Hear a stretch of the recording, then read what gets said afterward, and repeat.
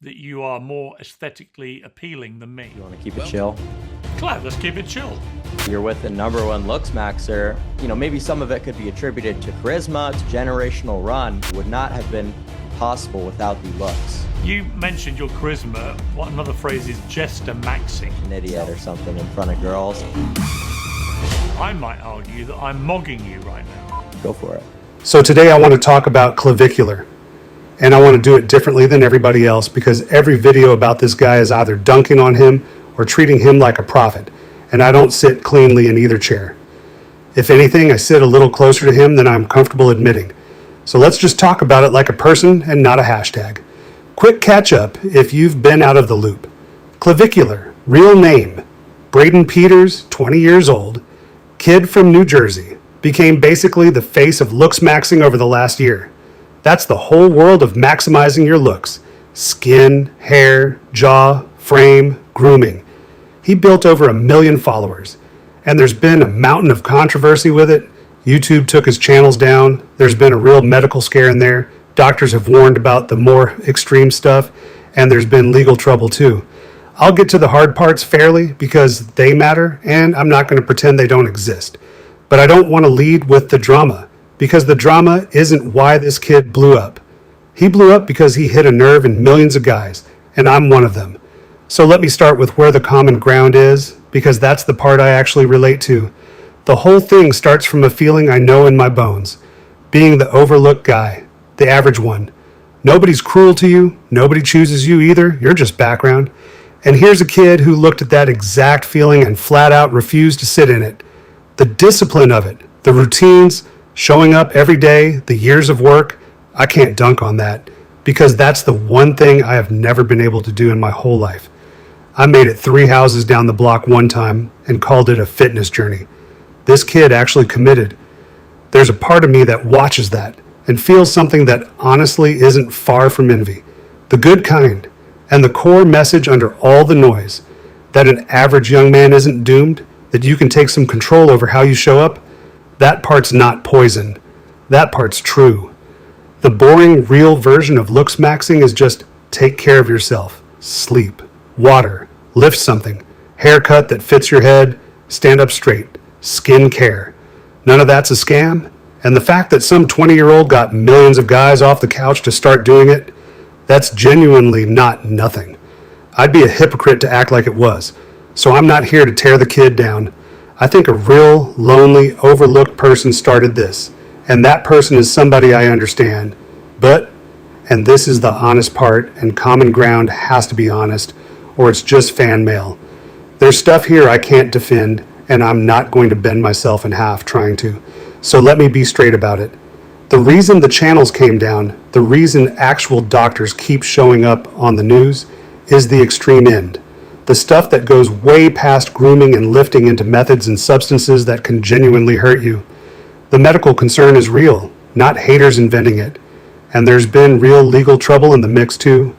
An arrest out in Scottsdale, charges, a fake ID and possession charges, which were later dropped. And the way he's sometimes talked about women, the company he's kept is somewhat true. Speaking from a guy who isn't sexist but can point out that naturally women like better looking guys. You won't get treated as well otherwise. I know what loneliness does to a guy. I live it.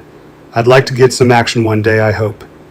He sat down with Piers Morgan a little while back, and you should watch it, because it's awesome in a way I don't think Clav even meant it to be.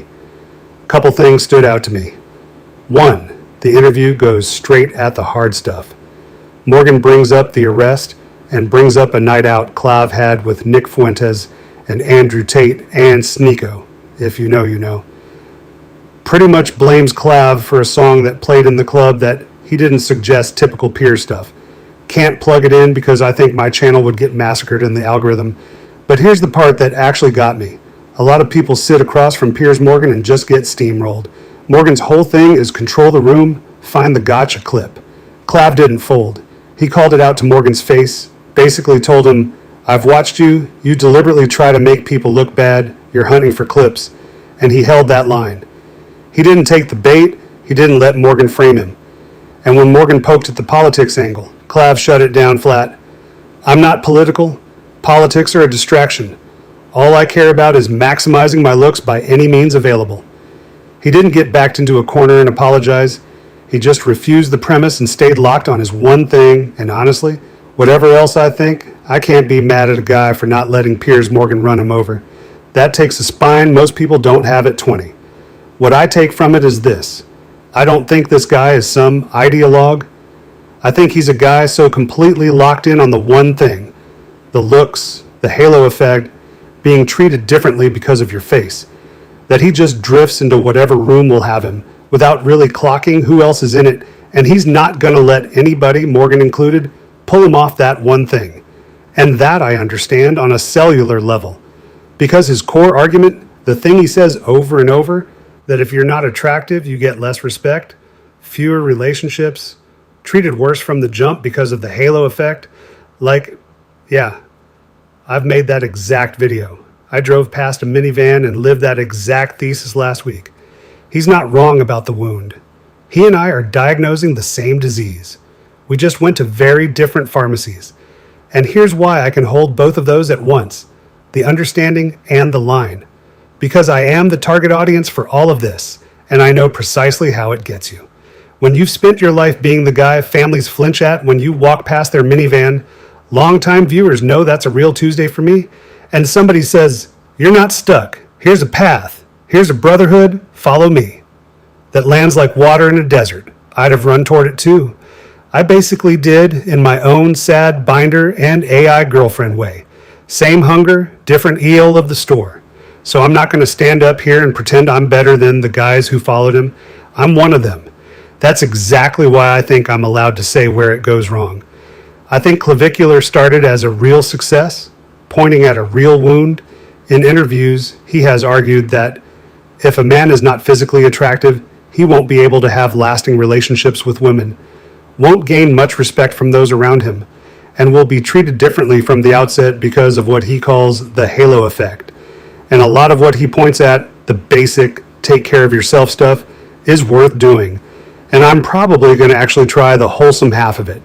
The walk, the water, the grooming, standing up straight.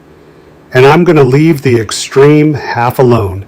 The part that scares doctors and the part that turns into bitterness toward half the population, because I've already got enough ways to feel bad for free. I don't need the premium tier, and I don't want the version of improvement that costs me my health or my decency. Don't let a guy who drives a nice sports car to tell you to get surgery, but be willing to improve yourself in ways that are healthy, I guess. No hate on my behalf. Just like his content and find it relatable. I value people that go against the status quo because how else will the dating market change for guys like me?